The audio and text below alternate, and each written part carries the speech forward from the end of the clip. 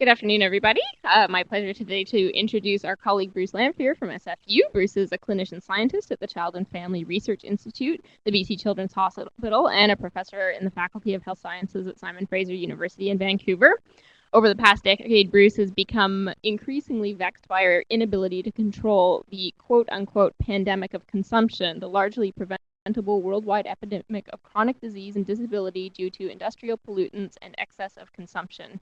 He is leading an effort to build an online atlas of environmental health to enhance public understanding of how the environment influences human health, and he is going to give us a demonstration of that atlas today. Thank you, Bruce.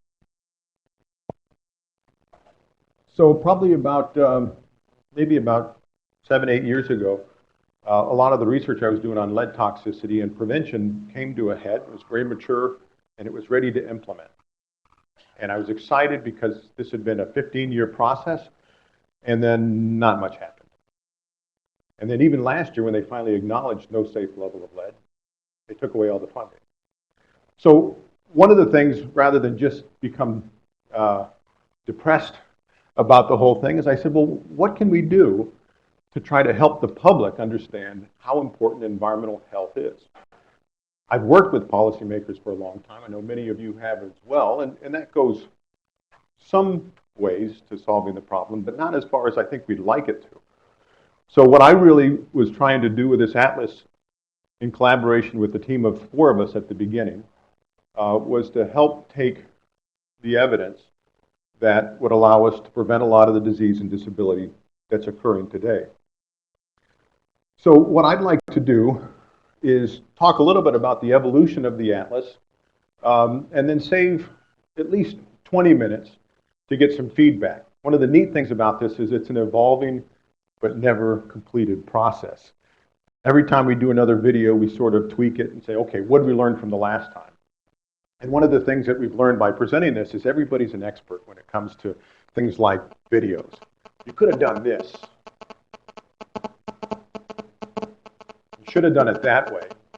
You might do this. So it's kind of this, is there something I can do? All right. Oh, could be. Yep. Thank you.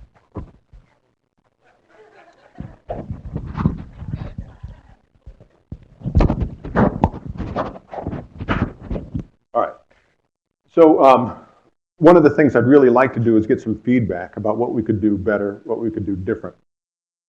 So what I wanted to do was to first give you just a brief outline of how this has evolved. It first started with an expert advisory panel in 2008 that StatCan and Health Canada put together to try to think about how to bring together health and environment data. That was before everything started to fall apart around environment at the federal level. They really wanted to think about how environment impacted health at that point. And a couple of us got together and we started to think about what we could do. And an atlas came up as an idea. And initially, some of us wanted to do more of an online atlas. Others wanted to do more of an academic book. In the end, we went along with the idea of a book.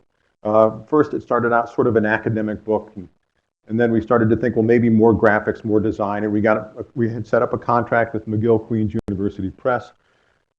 And then we had 2 workshops, knowledge translation workshops, where basically most of the people, including some of you in the room here, looked at us kind of quizzically and said, why the hell aren't you doing an online atlas? So we took that and we shifted direction. And so this started about just about a year and a half ago, where we began to focus on the online version. So what I wanted to do is just walk through, highlight some particular areas that I think are worth thinking about, and then show you some of the videos. See, Karen's not here today. I told Karen she should wear her pearls, Karen Bartlett, and we should roll out the red carpet because she's featured in one of our videos. But I guess she didn't get my message. So the first, before I even begin, this is now going to be totally revamped because we're building in responsive design. That's so that you could use it across all different platforms, whether it's the iPhone, other smartphones, the tablet, and so forth. So the basic content will stay the same, but it'll be more flexible and a little bit simpler so that it's easier to navigate, particularly from the smartphone. So we set out with 3 different overviews talking about what the purpose of the atlas was: to illustrate the myriad ways the environment affects our health. It's going to give me that same message, isn't it? I have no idea what that is. There's been some real challenges using the web to present. If I could dance, I might have, but I can't. Why a Canadian Environmental Health Atlas? It's an attempt to integrate information into a comprehensive and accessible format to help people understand how our health is intrinsically linked with the environment. Now, that may seem obvious to many of you since you're wearing your visibility shirts today, but my guess, perhaps more true in the US than Canada, but my guess is that the vast majority of people, when they think of health, they're going to be more likely to think about a physician, a hospital, drugs, and all of those are important, but they don't have a whole lot to do with health, because health is really more a function of the environment we live in and all the choices we make based upon the kind of environmental stimuli we get. And then finally, to begin to think about the spatial distribution. And so ultimately, we want to begin to build a lot of maps into this process. So let me just walk through a couple of these areas. One of the ones that I think is still needs a lot of work in some ways, but I want to use it to illustrate one of the areas we're profiling, that is public figures. So if some of you didn't know David Bates, you know of David Bates. And so what we've tried to do is to bring in profiles of people who played a prominent role. Now, this profile is not mostly old white guys who are dead, but there does seem to be some of that. And part of the reason is we think it's a little bit easier to bring in people that are sort of at that stage of life, retired or dead, rather than try to isolate one individual who's still researching, right? Because for, well, something like air pollution, should we pick Mike or should we pick Doug Dockery? So, and in many ways, of course, it's true that we are, many of us are, including Mike and me, are the second generation of this real focus on environmental health. So we tried to focus on some of the first generation people like David Bates. And then in this case, we picked out one of the quotes that I thought was particularly powerful. He wrote, "In the case of asbestos, cigarette smoke, or lead, it is unquestionably proper to have taken steps to control exposure to them before we fully understand the mechanisms that underlie their effect." Now, most of you will say, well, of course that's true. But most of the emerging pollutants and chemicals, we don't treat this way. And so the question is, could we learn from the epidemics associated with tobacco and lead and air pollution and think differently about how we control disease or prevent disease today? Another area that I thought was really powerful message was looking at public smoking bans and the impact on them. So what we've done, we initially were going to bring in graphics that other people had developed. And we began to realize pretty quick that that wasn't very appealing. First of all, a lot of the sources we use are from academics. And by and large, you know what? Academics aren't very good at graphics. It's pretty clunky for the most part. And so we've probably modified, I would say, 80 or 90% of the graphics specifically for this. And one of our partners, who happens to be my brother, is a graphic designer who's done most of the work I'll show you here in terms of the graphics. I'm not going to emphasize them, but just so that you know them. So what we've tried to do is we've tried to illustrate, I'm going to get something else here again, aren't I? Yeah. All right, well, whatever, that's okay. It's just, as long as it goes away quick, we're in good shape. So one of the things that we've done is we picked out, and we've tried to focus on Canadian research when it's available.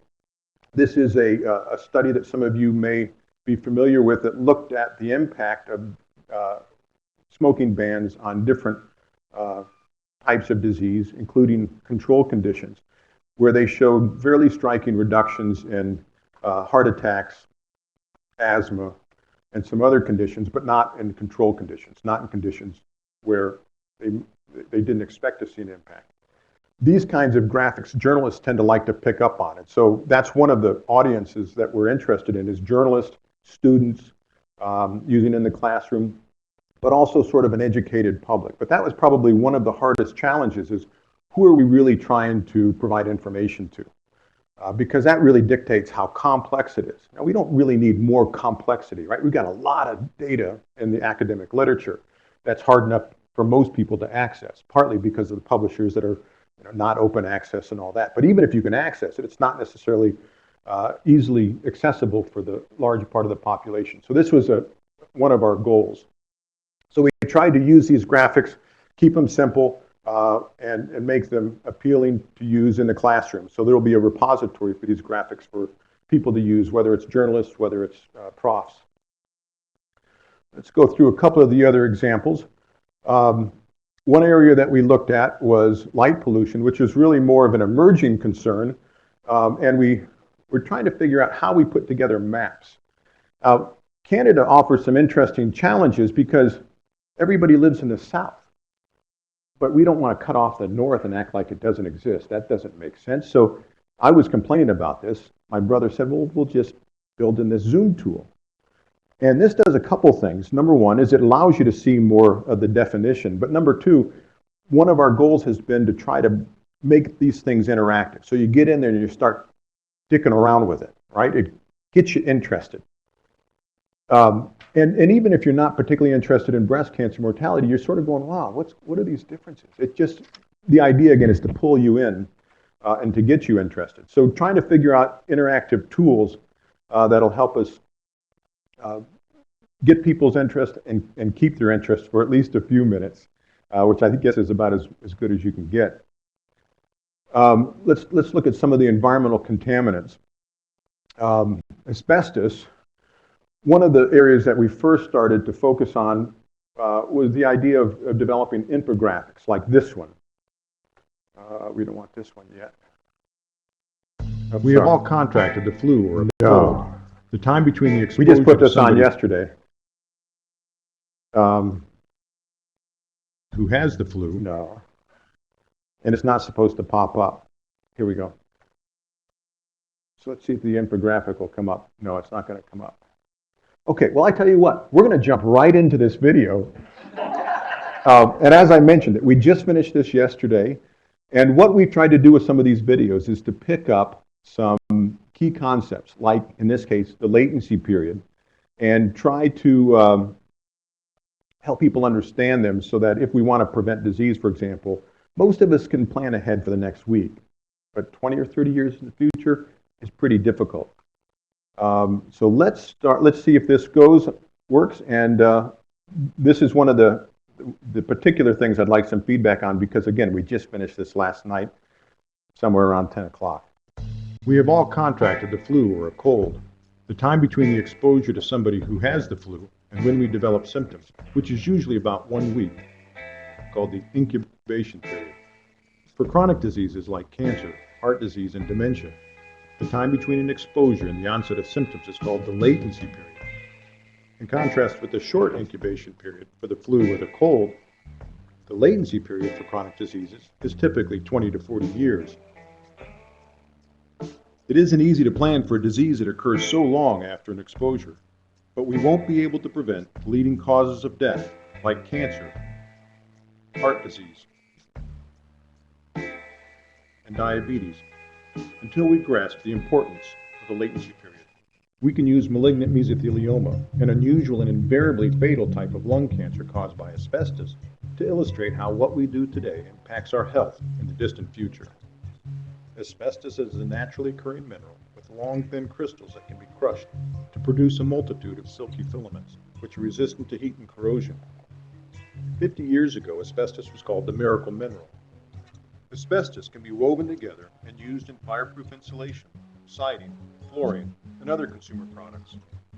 All asbestos is toxic and can cause cancer. Asbestos can be detected in air, soil, and drinking water, but hazardous exposures are due to human activities such as construction and renovation. When we inhale microscopic asbestos fibers, they become embedded in the lung tissue. Over time, the fibers can cause scarring and cancer. Beginning in the 1930s, many workers were regularly exposed to asbestos. The asbestos fibers, which became lodged in the lungs and other tissues, slowly stimulate the growth of cancer cells, especially in workers who smoked. In the 1960s, about 30 years after exposure started, workers in Canada started to die from malignant mesothelioma. The time from the initial exposure to workers begin to develop mesothelioma which typically takes 15 to 40 years, is called the latency period. Because of the long latency period, the number of cases of malignant mesothelioma continued to grow and grow even after its use was restricted in Canada. Indeed, deaths from malignant mesothelioma haven't yet peaked. We can expect thousands of more workers to die from malignant mesothelioma in the coming years. Until recently, Canada was one of the largest exporters of asbestos.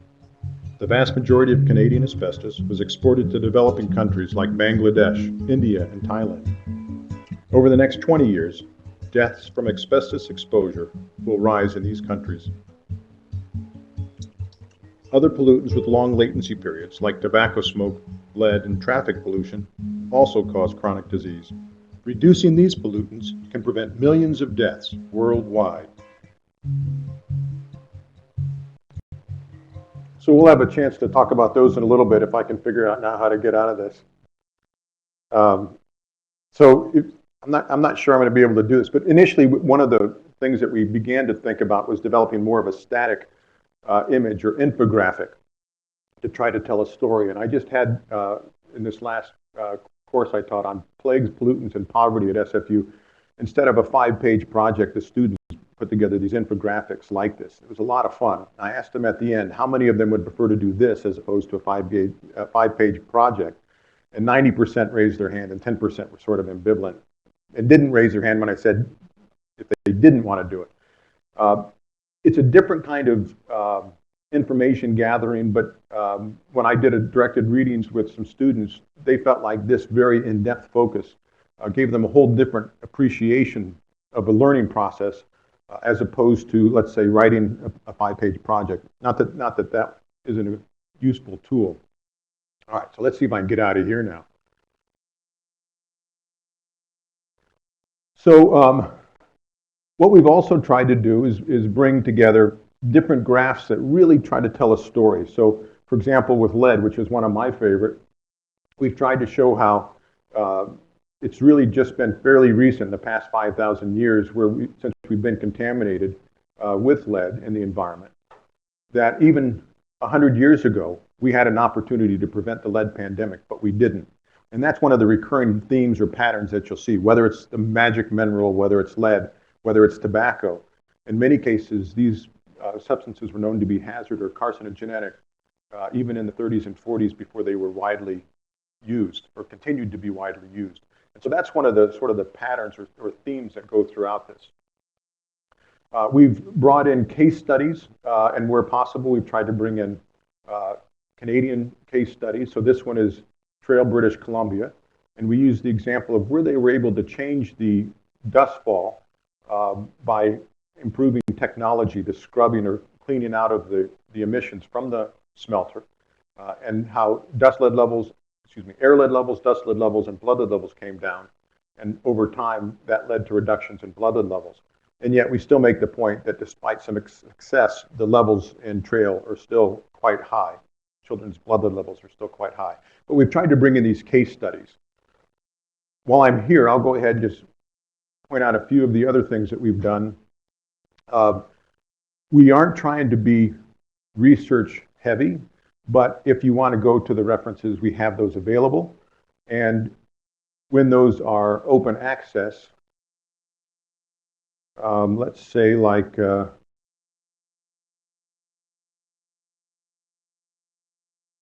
think this one is. If it's an open access, you can go straight to that. I'm not sure New England Journal's open access. I'm not sure we should have that on there. But we've tried to make data publications available whenever it makes sense. Let me show you another video that really tries to get at this idea of how little shifts in behaviors, for example, or could be blood pressure, lead to rather dramatic changes in the prevalence of a disease or disorder. Because I think this is one of the things that we don't teach well enough in public health, and certainly most physicians have no clue. If they did, we wouldn't be so focused on finding that elusive, singular cause of disease and disability. We always seem to be going after that single cause. And it really is, for the most part, going to be a bunch of risk factors nudging people towards some disease threshold. One of the key concepts in public health is called shifting the curve. This curve represents the normal distribution of behaviors or symptoms in a population. Most behaviors and symptoms occur on a continuum. The number of behaviors or symptoms increases as you move from left to right. At some point, we define the condition as a disease or disorder. The basic idea of shifting the curve is that a small increase in exposure can result in a large increase in the percent of people with a disease or disorder. We can use a study about ADHD to show how this works. The study we will use was published by Tanya Froelich in Pediatrics in 2009. ADHD is a brain disorder. The prefrontal cortex, the part of the brain that makes us most distinctly human, is smaller in children who have this condition. A typical child who has ADHD is impulsive, hyperactive, or has problems paying attention. They may be forgetful and often have learning problems. To qualify for a diagnosis, a child's symptoms have to be severe. A typical child has one ADHD symptom, whereas the child with ADHD has about 15 symptoms. ADHD affects about 9% of children. This curve looks at the total population of children, but some children, like those who are exposed to lead, are at higher risk for ADHD. Lead is found everywhere, but some children are at higher risk for lead exposure, like children who are exposed to lead in older housing or plumbing. Lead damages brain cells and alters neurotransmitters like dopamine in the prefrontal cortex, the same area responsible for ADHD. A child who has lower lead exposure typically exhibits one ADHD symptom. In contrast, a child who has higher lead exposure exhibits 3 symptoms. This shift in ADHD symptoms is subtle for an individual child, but it results in a large increase in the percent of children who meet the threshold for ADHD. This increase, from 5 to 13%, is equivalent to 600,000 more children in the United States having this condition. This shows how a small increase in lead exposure shifts the curve and results in a large increase in the percent of children with ADHD. Let's look at another exposure, tobacco. Tobacco smoke is comprised of over 7,000 chemicals, including carcinogens and toxins that affect the brain. If a child is exposed to these toxins during pregnancy, they are at higher risk to develop ADHD. About 19% of pregnant women in the United States smoked tobacco during pregnancy when this study was done. The typical unexposed child from this subgroup has 2 ADHD symptoms. In contrast, the tobacco-exposed child has 4 symptoms. This subtle shift in ADHD symptoms results in a large increase in the percent of children who have ADHD. The increase from 7 to 16% is equivalent to 500,000 more children having ADHD. Sometimes risk factors act independently. In other cases, like with lead and tobacco, they can magnify the impact of each other. This is called the synergistic effect. A child who has low lead exposure and wasn't exposed to tobacco typically exhibits 1 ADHD symptom. In contrast, a child who has higher lead exposure and was exposed to tobacco exhibits 6 symptoms. 4% of children who have neither exposure have ADHD, whereas 24% of children with both exposures have ADHD. This shift in ADHD symptoms results in a greater than 6-fold increase in the percent of children who have ADHD, an increase that is far greater than if you simply added the 2 risk factors together. This shows how exposures to lead and tobacco, which result in subtle shifts in ADHD behaviors, can lead to a large increase in the percent of ADHD. The good news is that this means that we can prevent about 1 million cases of ADHD in U.S. children, if we are willing to make the necessary investments. So one of the things I like to bring out when I use this is that the cost-benefit ratio of reducing lead exposure alone is about $1 we spend, $17 to $220 we make as a society, or we save as a society, which is better than childhood vaccines in developed countries. One of the points I like to make from this is that, can you imagine the kind of attention and accolades we would have gotten if we developed a drug or a vaccine that could prevent 1 out of 5 or 1 out of 3 cases, depending upon whether you look at lead or lead and tobacco? A lot of attention, right? And we got a little scholarly attention, but not much more than that. And I think this gets at really the heart of the problem, is that we tend to look for answers to the medical community alone, to drugs, maybe to genetics, but we aren't thinking about the environment for a variety of reasons. So we try to bring out a whole variety of other images that sort of tell a story, going back to the seminal study that Herb Needleman did, looking at over 2,000 children and their baby teeth for the amounts of lead, where he showed increasing rates of ADHD-like behaviors as their tooth lead levels increase. And we search out graphics like this one that David Bellinger and his son had in one of their review articles, where we can use graphics to tell a story. At different levels, you can see different kinds of effects, but simple graphics that hopefully tell a simple story. And then once again, if people want to go beyond that, you can look at the references, and that's available, but it's not prominent. So maybe just a couple other things. Let's go to one that's near and dear to Canada, SARS. Oh, and then we'll come back and have the premiere of C. gaddii. So SARS. This one's got quite a bit of use already. Not this one. I think maybe it's this one. Here we go. You've all probably remember seeing. Okay, I got just a nudge. Okay, there we go. Some version of this, but what we try to do is take the newspaper article that was actually quite good for its time on a static paper, but then say, how can we improve on that so you can begin to see more detail? And so we created this kind of a sliding bar that allows you to go across and see how the SARS epidemic unfolded over time. One of the other things we want to do with this is begin to use things like particle size, concentration, to give people a better sense of how particle size is important, whether you're looking at something like PM2.5 or asbestos fibers or concentration. One of the things we've been admonished about for a number of years, those of us that study environmental toxins, is that the concentrations of things like OP pesticides or lead that we're exposed to are too low to be of any consequence.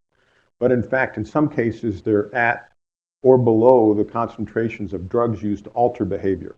So bringing in those kinds of comparisons, how concentrations of chemicals that alter the brain behavior are not that different. In some cases are lower or even higher or lower than the things like risperidol. So trying to bring in that perspective of concentration that might help people understand what we're dealing with. All right, let's watch another video. And this is another one we just posted last night. This talks about the investigation, and we took that quite literally. So David Murphy, who's Anne Marie Nicole's partner, was the real brains behind this one. And so we started to do this, and I just said, Dave, go with it, and you'll see the product. Here we go. The case of Cryptococcus gaddii. An outbreak of a potentially deadly disease was first noticed in British Columbia, Canada in 2001. The disease caused symptoms that resembled pneumonia, a tumor, or an infection of the brain. The cases accumulated, and the number of hospitalizations rose at an unusual rate, but little was known about the infectious agent. The location and identity of the pathogen needed to be known to solve the mystery of how and why this outbreak had occurred. And of course, Karen. A phone call from the BC Centres for Disease Control to a scientist at the University of British Columbia set in motion a team of investigators to identify and locate the source of this outbreak. The phone call was regarding cryptococcosis, a potentially fatal fungal disease. Dr. Karen Bartlett took the case and began to search for patterns and clues for where the pathogen might be hiding. One of the first clues was a report by Dr. Craig Stevens, a veterinary epidemiologist at the Centre for Coastal Health, who had noticed an unusual cluster of human and animal cases on Vancouver Island. People, dogs, cats, porpoises, even llamas were being diagnosed with cryptococcosis. Dr. Bartlett and her team began intensive environmental sampling. Using labs at UBC, they isolated genotypes of the Cryptococcus gaddii fungus from the bark of trees in the areas with mild wet winters and temperate summers. Further investigation into the genetic patterns of Cryptococcus gaddii fungus samples showed that it was unique to a local environment. Each of the samples was coded with Geographic Information System Coordinates, or GIS, to identify its location of origin.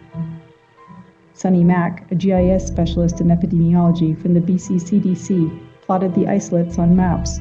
These maps showed that Cryptococcus gattii was located in specific ecological niches, mainly on the east coast of Vancouver Island. These maps were used to develop ecological niche models to predict where the fungus might emerge in the future. As an emergent infectious pathogen, Cryptococcus gattii shows how changes in climate can affect our health. This pathogen was not thought to exist in British Columbia until the outbreak that triggered its investigation. Cryptococcus gattii is now endemic, or found everywhere in this area. When humans alter the environment or move into previously uninhabited areas, new and often deadly pathogens can emerge. Scientific investigations that solve these mysteries, such as the case of Cryptococcus gattii, are an important part of public health. What do you think of that music? Pretty awesome, huh? So you can get a sense that part of what we're trying to do, and it's not always easy to be accurate and entertaining, accurate and simple, but trying to really sit on that line. The other thing that I sort of really wanted to do with the Atlas is to begin to profile people that do environmental health research.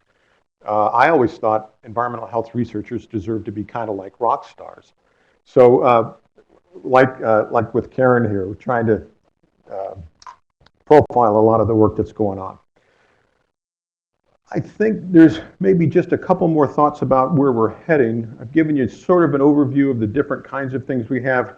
Well, let me actually, no, there's a couple other things. I can give you sort of things in the future. One is that we have daily news that's fed through this. Part of it's the environmental health news that many of you may already get downloaded daily, environmental news from around the world, and that's not showing up real quick, but here we go. So it just gives you a daily update and things that are going on in the news. And then this environmental toxicants and related diseases right now is still very crude. This is a collaboration we're doing with the Collaboration on Health and Environment.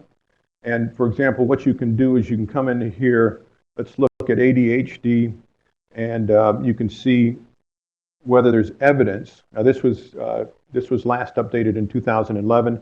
The evidence linking these different toxins or hazards with ADHD, ethyl alcohol, that would be like with fetal alcohol syndrome, lead and PCBs was strong, good for these others, and so forth. What we want to do here is do something more along the lines of what David McCandless has done with his scientific evidence for popular health supplements, where basically you link the toxin with the diseases, and then the evidence, the strength of the evidence will determine where the balloon graphic falls. Good, promising. This is strong, good, promising, inconclusive, slight, none. And he uses the size of the circle to give you a sense of the popularity. We probably wouldn't want to do that. We'd probably want to use something about the amount of evidence available, which may be a little bit tricky. But then you can go in and you can see what this is focused on. So this is focused on heart disease, or you can come over here, you can just focus on those supplements associated with different conditions. Again, we can do that with the toxins database we have, but right now it's very clunky. So that's one of the next big projects we want. And then finally, something you can also do is click on this, and if it's not going to do it quickly, I'll just move on, but that'll take you back to PubMed, to the lead article or the synthesis, the meta-analysis that this is based on. So that's one of our next projects. Another one that we just got Ryan Allen and Mike to sign on as advisors is this one, looking at how PM 2.5 using satellite imagery across North America, and I didn't even click that, so that's just, there we go. So you could choose a city, let's say, try Hamilton. This is still very clunky. It's in its early phases. It will tell you where on the cumulative graph here Hamilton shows. It's not doing it very well. This was so far based. Let's try Toronto, or let's try Vancouver. See if that does any better. It'll tell you where we are in terms of the PM 2.5 rate, or it might, and then the excess number of deaths due to PM 2.5 exposure based upon a study by Krauss et al. So this project, as it exists right now, is not part of the atlas. It was part of a collaboration we did with 3 students at the University of Washington, including Catherine Carr's husband, who just finished. This was called their capstone. So now we're going to take this and we're going to make it much more, much less clunky. The design will fit better with the atlas. And we want to do the same thing with radon. So you can go in and you can pop in your GIS coordinates or your address or your postal code and find out what the probability is of having some level of radon exposure or PM 2.5. So that's one of the next areas. And we really want to focus less and less on sort of this encyclopedia type approach where you can really get just sort of this background in so many different places. That's not what we're focused on. That's really more just to provide enough information then to bring in some of the graphics or highlight some of those. And that's sort of a new direction. So a couple of areas of other new directions, focusing more on the interactive tools, focusing more on videos. 2 of the other videos that are in process right now, one is on the impact, what's called Little Things Matter, the impact of toxins on the developing brain, where we're going to try to help people understand the different concentrations that children are exposed to phthalates and lead and tobacco and so forth. Another one is the science of prevention based on Jeffrey Rose, in particular looking at the prevention paradox. You guys are all familiar with the prevention paradox, right? Anybody? Okay, prevention paradox basically is this. The majority of disease occurs in people at low to moderate risk of that disease. Now, why would that be? Well, typically the way we identify high risk is to look at those at the very highest risk, and that typically is going to be a modest or small fraction of the overall population. If you start to look, however, at the entire population, even though the risk is much lower among those who have low to moderate risk for that disease, they make up a much larger population. So when you start to understand this idea of prevention paradox, you realize how flawed our focus is on treating disease. I mean, it's necessary, it's important, but if that's where 95% of our dollars go to, which it is, it's terribly, terribly flawed. And so to try to help people understand that is very difficult, but we're going to give it a shot.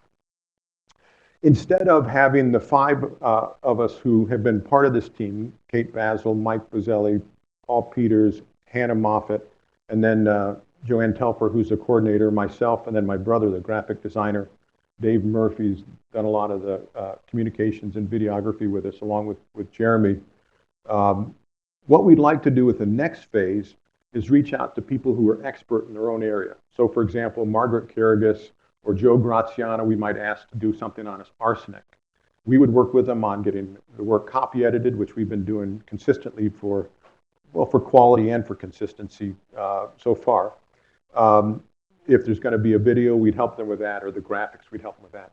Then we'd put a little thumbnail image of their work and who they are at the end, so that we really are bringing in the experts and not us trying to stretch, because we can only do so much as a team of 4. So that's one of the other areas.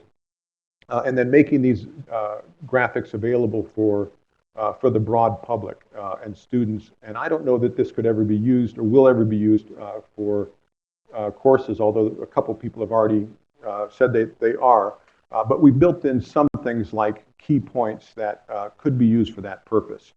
So these are the key points that we'd like people to walk away with, for example, with air pollution. So let me stop there and let me welcome all of you to give us comments, feedback, critiques about things you liked, we should do more of, things you didn't like, we could do better. And I'll stop there. Thank you.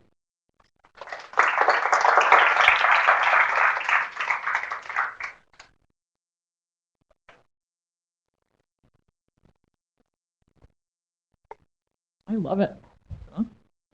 Okay, this is super cool. I'm just curious about, so it seems like, you have expertise in lead, and so you've kind of chosen topics based on, maybe what you're most comfortable with. So is this how you're going to proceed? Because it sounds like you want to expand on the content.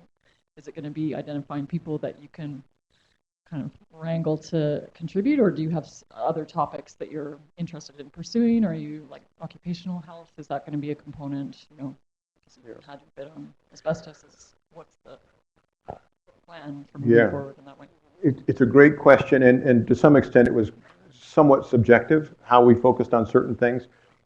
We didn't feel like we could have a Canadian Environmental Health Atlas without asbestos, right? That makes sense. So some things were easy, others were, as you pointed out, I know a lot about lead. It was relatively easy to do that part. If I was going to do food deserts, it'd be hard, and I'm not sure I could do a very good job. We do have food deserts in here, and that one's got picked up by the news media a couple times. But I couldn't do it. So to some extent, we've got a fairly good breadth of expertise among the four of us, but we can only go so far. So one of the next things we've done, just as an example, we just got a SFU Engagement Fund Award, which is like $10,000. So we're working with two groups to do a section on children's health and environment and the video about how toxins affect the developing brain. And so Erica Phipps, who works with the Canadian Partnership for Children's Health and Environment, will write the text on that. We'll provide peer review. We've peer reviewed all the things that are up, copy editing, worked with her on the video, but she'll be doing the writing. Sheila Satharanarana at UW and her MPH student are going to do one on endocrine disrupting chemicals. So I think that's going to be the way we go in the future, is seeking people out. The question I think is whether we can ask people to do this just on the side. I think it's easier to perhaps ask Canadians than it is Americans. Canadians, we don't have to worry so much about, you know, bringing in 90% of our salary all the time. It's not always that bad, but often. So maybe it's a question of how to best do it, but yeah, we're definitely going to be reaching out to people. There's certainly ways you could provide recommendations. How come you don't have this? But it's somewhat going to be arbitrary, and you know, who's available, who jumps to say, I want to do this one. And then funding. I mean, the funding is not, we don't need a lot. Mostly for our coordinator, copy editing, graphics, design. None of the academics get paid. It's just something we do, you know, on the side.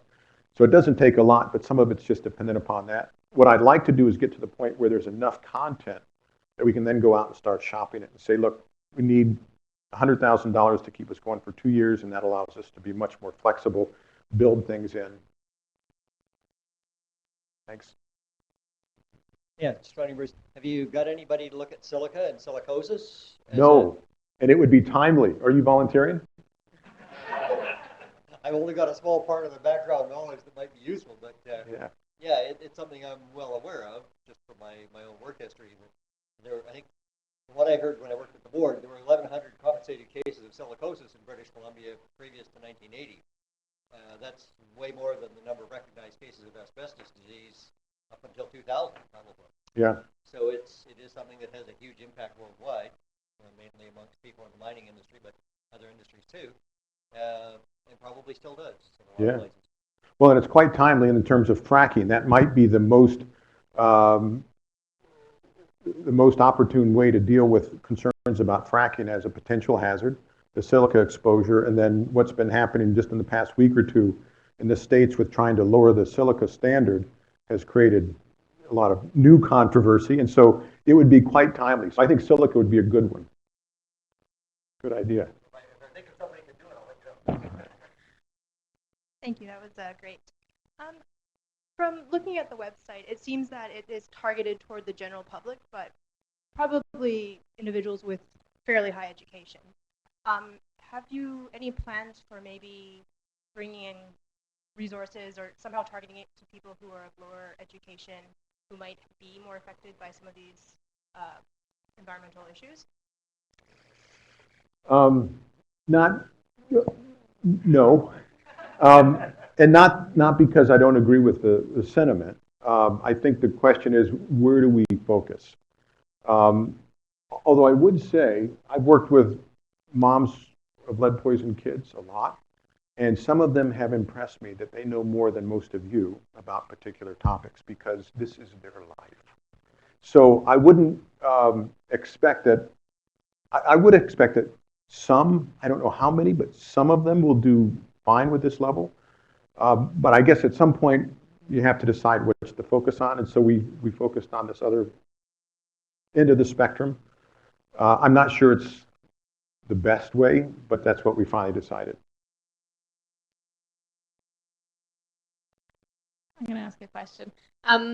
One thing I'm curious about whether or not you're thinking of adding is sort of long-term consequences of things that we might call environmental disasters, where, you know, lac mégantic, where the exposures during that period were extreme and no one really knows what they might come up with down the line. To the extent that we're able to tie that in, so we're doing one on radon, and I think we definitely would want to include something on uranium miners, for example. So in terms of that kind of a latency period for occupational hazards, at this point, I don't think, although we could certainly do something like, say, with Chernobyl and thyroid cancer,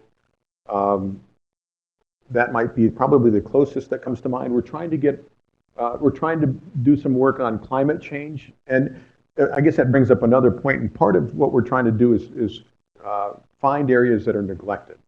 And so I don't know that we really need to focus a lot on climate change because a lot of people are doing it, but we certainly have some things on climate change. This one in particular we've got is on heat waves, which is part of that. A lot of the work that's come out of BC CDC. So part of it is also trying to find areas either where we can complement other work. So like we're working with Anne-Marie Nicole around the KREX, and we don't want to do things that she's doing already. That doesn't make sense. But we've set up a situation where we can, if we need to, bring in maps from KREX, or, for example, the collaboration on the toxic database. But I don't think we have anything specifically around natural disasters. But again, it really depends in part on what sort of is timely, what the opportunities are. I mean, this is about 18 months worth of work. If I tried to guess how much time we need to really get to a point where we can say, you know what, we feel like we've got something that's solid, yeah, probably another 5 or 10 years at least, right? Because it's really just the beginning, and there's just so much that we could do.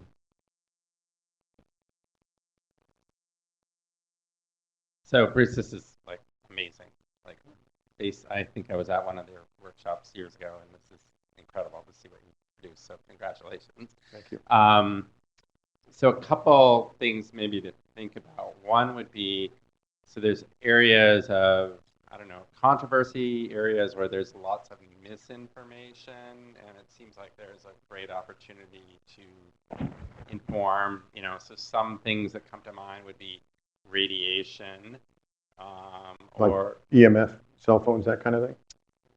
Yeah, or even nuclear power, and consumer products, where there's tends to be lots of hype and little evidence, and this may be a kind of forum where you can actually cut through some of that.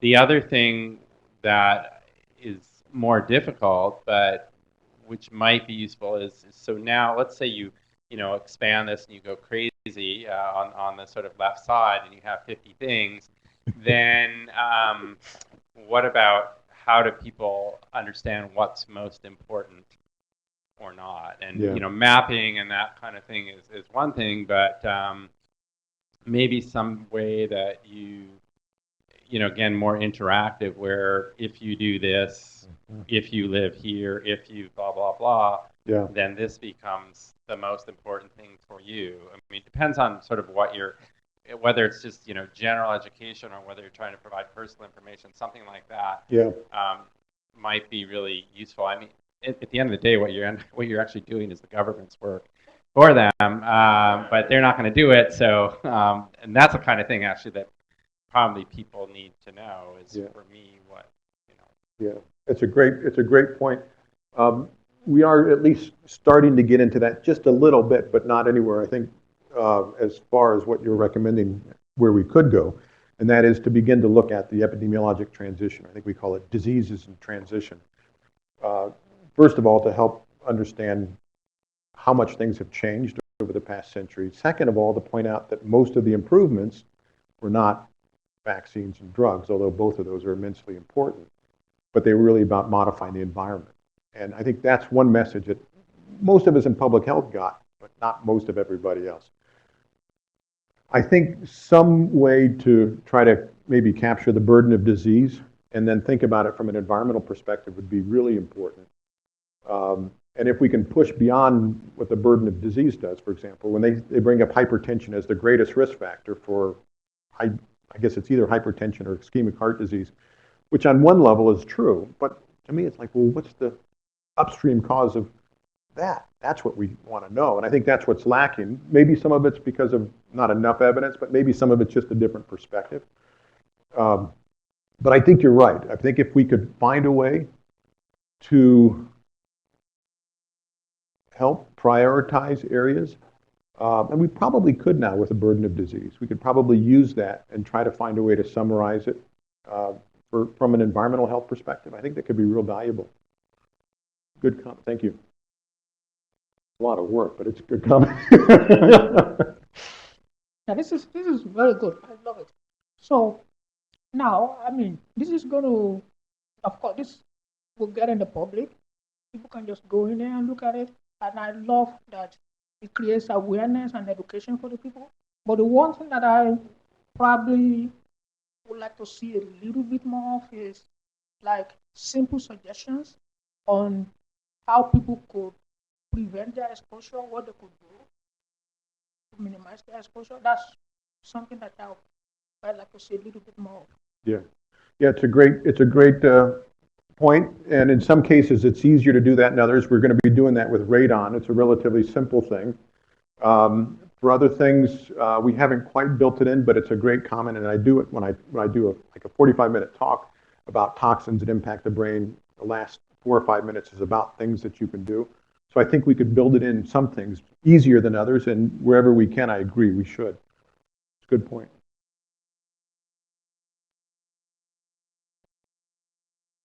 All right. Oh, one more? Oh, Karen, you missed your, you guys want to give Karen a hand? If you...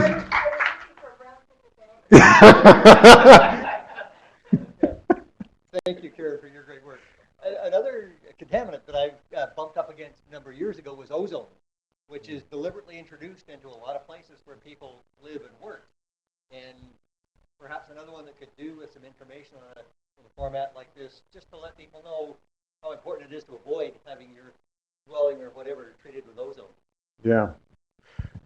So several of you now brought up the same idea, sort of how do you prioritize and then what do you do about it? I think there's probably a few reasons we've steered away from that a little bit, and I'm not sure they're all good reasons.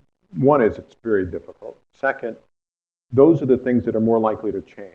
We're not trying to do, this is the news of the day. We couldn't do that. But I think this comment, the series of comments is a really good one, and we should take this and figure out how to do it.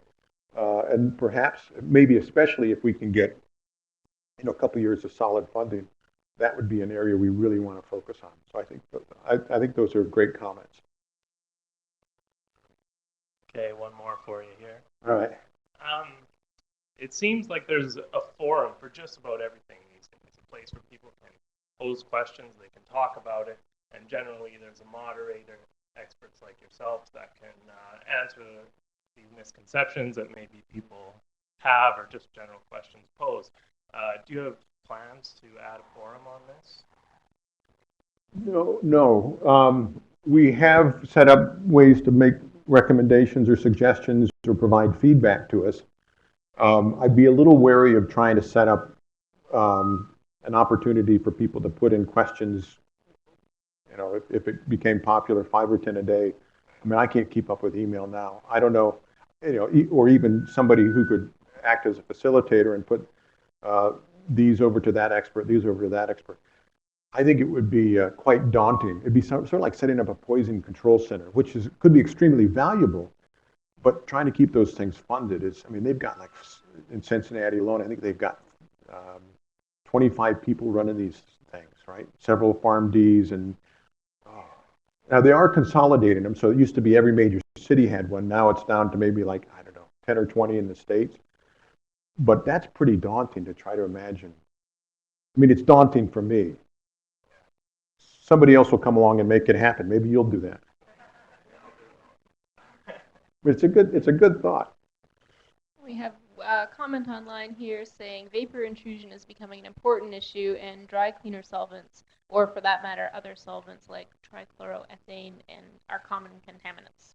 I don't know if you want to address that comment or.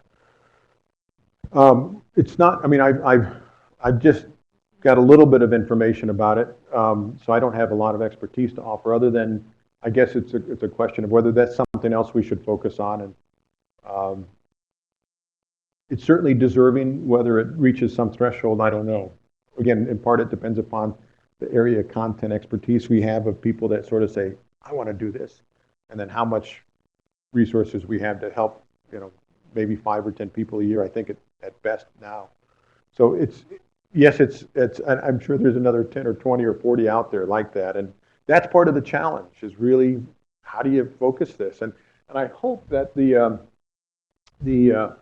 toxic database may be one way. That's not going to really prioritize, but it'll give you a way of providing perspective. Do we have, for example, with ADHD, any good evidence that certain exposures are associated with the development of ADHD? And to the extent that we do, we at least hope people say, okay, but shouldn't we also be focused on reducing these exposures as well as treating millions of children with drugs? So I think that's, and maybe that's a bit optimistic. I don't know, but either I could have gone into despair or I could try something different. So this was one attempt. All right, well, thank you all. Teresa?